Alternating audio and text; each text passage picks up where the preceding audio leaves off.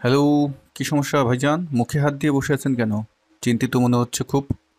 কি করবো দেখুন ভাই, বস বলছে বোনাস দিবে পারফরমেন্স দেখে, কিন্তু আমি কিভাবে হিসাব করব?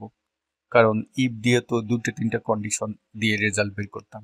এখানে তো কন্ডিশনগুলো কলাম কলাম ওয়াইজ। চিন্তায় পড়ে গেলাম। আচ্ছা, এটা তো খুবই সহজ। চলুন আপনাকে আমি স্ক্রিনে গিয়ে এটা দেখিয়ে দিই কিভাবে আপনি খুবই কম সময়ের ভিতরে এটা করবেন। আপনার কন্ডিশন ছিল এইটা, তাই না? পারফরমেন্স যদি এক্সিলেন্ট হয় এবং অ্যাটেন্ডেন্স যদি অন টাইমে হয় তাহলে 5,000। পারফরমেন্স যদি গুড হয় এবং অ্যাটেন্ডেন্স যদি অন টাইম হয় তাহলে 3,000, আদারওয়াইজ সব 1,000। আচ্ছা, ওকে, গুড। এই জন্য আমরা যেহেতু এই ডাটা সেটের উপর করবো তাহলে আমরা এখানে এসে ইকুয়াল আইএফ ইফকে টাইপ করব।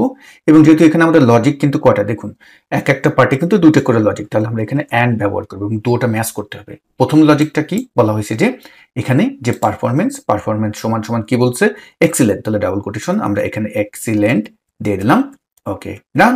তারপরে কমা দিয়ে এখন বলছে কি দ্বিতীয় লজিক যে অ্যাটেন্ডেন্স কি হতে হবে, এই যে আমরা অ্যাটেন্ডেন্স আছে অ্যাটেন্ডেন্সের ঘর সিলেক্ট করে সমান সমান আমরা বলছি হলো কি ওয়ান টাইম, তাহলে আমরা ডাবল কোটেশন দিয়ে এখানে ওয়ান টাইম দিয়ে দিলাম।